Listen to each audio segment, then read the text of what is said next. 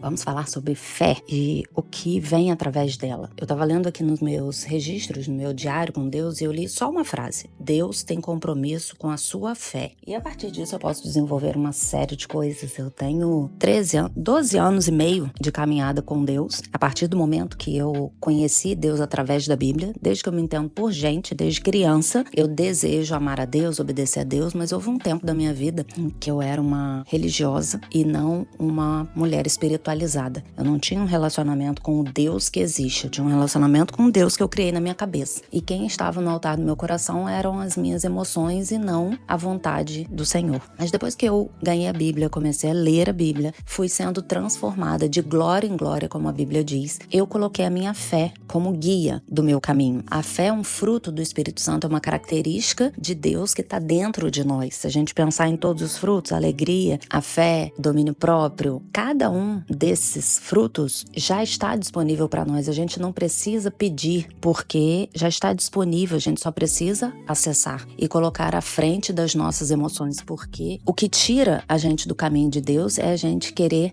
sentir o que a gente tá a fim de sentir. Se eu tô triste, eu quero me sentir alegre. Se eu tô com medo, eu quero fazer coisas ou que tirem esse medo do meu campo de visão, que eu vá me distrair. Por exemplo, vou para uma festa, viajo com amigos, fico próxima de pessoas. Não significa que o motivo daquele medo vai sair, mas eu tô distraída, tô distraindo a minha mente com aquilo. Eu começo a assistir uma série, um capítulo atrás do outro, e a minha mente começa a ficar envolvida com aquilo que eu tô assistindo, eu tiro a minha realidade do meu campo de visão. Ou seja, existem muitas estratégias para que a gente sirva a nossa emoção. Então, a partir do momento que você coloca a sua fé, o que é? É você acreditar em algo que você não viu ainda. Se você não viu ainda, o seu cenário pode ser totalmente diferente do que Deus prometeu, do que é compatível com a palavra de Deus, mas tá tudo bem, você não tá vendo nada, tá tudo diferente do que você esperava, mas você tem fé, você acredita que Deus prometeu uma coisa pra você, que Ele pode ter prometido de forma individual, pode ter feito uma promessa específica sobre a sua vida, ou você pode tomar posse das promessas bíblicas, porque a Bíblia foi escrita para cada um dos seres humanos, tudo, absolutamente tudo que tá aqui se encaixa na nossa vida, se nós quisermos tomar posse disso. Então, quando eu tenho um compromisso com a minha fé, com o que eu acredito, eu tiro as minhas emoções do cenário. Se eu fui traída e eu me sinto preterida, rejeitada, injustiçada e quero melhorar minha autoestima e eu começo a me relacionar com outras pessoas, a dar condições de um relacionamento com outras pessoas fora de um princípio. Às vezes você é casado ou você tem namorado, aí você foi traída, ao invés de você terminar um relacionamento, você quer dar o troco, você tira a sua fé do cenário e coloca as suas emoções. Se Deus te mandou, por exemplo, cumprir algo e aquilo pelo qual você está envolvido, pode ser uma questão de trabalho, pode ser uma questão com um filho, com alguém que você... Tá vendo agora uma coisa que é o meu coração, talvez isso fale pra alguém que tá ouvindo. É um sobrinho, alguém que você vai adotar, ou adotar não necessariamente como adoção tradicional, mas alguém da sua família que precisa de cuidado, uma criança que precisa de cuidado, mas essa criança não se mostra receptiva ao que você tem que fazer, os pais ou outras pessoas da família não reconhecem o que você tá comprometida a fazer, te sugam cada vez mais, ou seja, esse cenário é totalmente adverso. Qual é o normal do ser humano? Quer saber de uma coisa? Eu tô aqui pra isso não. Eu tenho que ficar fazendo isso, ninguém reconhece, ninguém dá valor, e Deus tá colocando no seu coração, continua.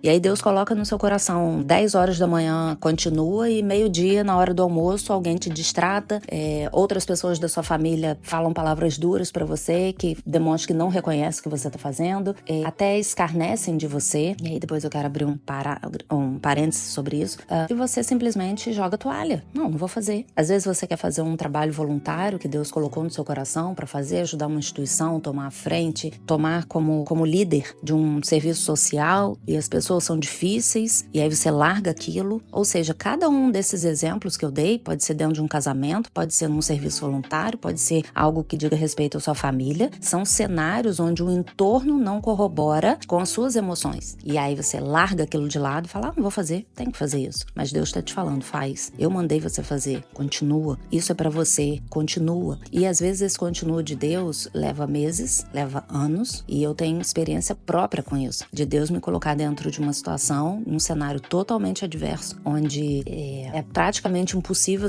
você se manter naquele cenário, porque onde um não quer, dois não brigam. A Bíblia diz, podem dois andar juntos se não estiverem de acordo. E Deus fala, continua, continua, continua, continua. E você fala, eu não sei como, não tem porquê, isso não tá bom, por que que eu tenho que ficar aqui, por que que tem que ser assim, enfim. Só que eu vou voltar na frase que eu comecei. Deus tem compromisso com a sua fé se você se compromete com uma direção dele. E para você se manter nesse lugar, você precisa ter fé, você não tá vendo nada, tá tudo ruim, mas você olha acima de cada uma dessas coisas. Tem uma frase que diz, o tolo fala do que vê, o sábio fala do que crê. Então, você coloca o seu olhar, o seu foco, a sua atenção na sua fé, no que você acredita que Deus quer a partir daquilo. Que a Bíblia diz, porque dele, por ele, para ele são todas as coisas. Não interessa o que a gente quer. A gente precisa fazer o que ele mandou. Em contrapartida, a vontade dele é boa, perfeita e agradável. Mesmo que você passe por um caminho difícil, ruim, você sabe que a vontade dele é boa para você. E Deus não erra. Tiago Brunet fala essa frase que eu gosto muito, que é, Deus não sabe errar. Ele não consegue errar. Então, se ele deu uma direção, segue. Só quem erra somos nós. Pode ser que a gente ache que é uma direção dele, sem ser, porque é uma direção que a gente gostaria de seguir. Mas para a gente saber discernir isso, a gente tem que ter proximidade com o Senhor. Submissão, coração verdadeiramente submisso. Renovação da sua mente todos os dias. Senhor, eu rejeito toda mentalidade que não esteja alinhada com a sua. Eu não quero pensar com os meus pensamentos, eu não quero sentir com as minhas emoções, eu não quero reagir do meu jeito. Eu quero mais do Senhor em mim. Então, a gente segue, porque a gente se compromete com a fé. Em contrapartida, Deus se compromete com você. Então não acho que Deus vai te deixar no meio do caminho, não acho que Deus vai perder o controle das coisas, não acho que Deus vai deixar você se virar e resolver sozinho. Se você se compromete com Deus, Deus compromete com a sua fé. E fique atenta ao longo desse caminho para entender quais são as ciladas de Satanás, porque a Bíblia diz que a nossa luta não é contra a carne, é contra hostes malignas. E o parênteses que eu queria abrir sobre escarnecer, debochar, às vezes a gente tá numa situação, você tá abrindo mão de tudo para obedecer a Deus, para envolver pessoas numa determinada situação e a pessoa ainda debocha de você. E a gente precisa ter uma percepção do mundo espiritual e esse deboche, esse escarnecer é uma característica de Satanás. Então tem essa percepção de, muitas vezes, pela cegueira espiritual das pessoas, pela mente cauterizada pelo pecado, pela incapacidade das pessoas verem que mesmo elas querendo ser boas, muitas vezes elas estão servindo a um propósito de Satanás e não percebem. Então, quando alguém principalmente agir com você com uma característica específica que a Bíblia diz que é de Satanás, entenda quem está por trás daquilo e ore por essa pessoa, declare, profetize sobre essa pessoa, que Satanás não tem poder de agir em nada que você esteja envolvido. Deus capacitou, te mandou estar dentro de uma situação em nome dele e você não vai baixar a guarda e você vai continuar ali até Deus fazer tudo, absolutamente tudo que ele quer dentro daquela situação. E tem uma passagem bíblica que diz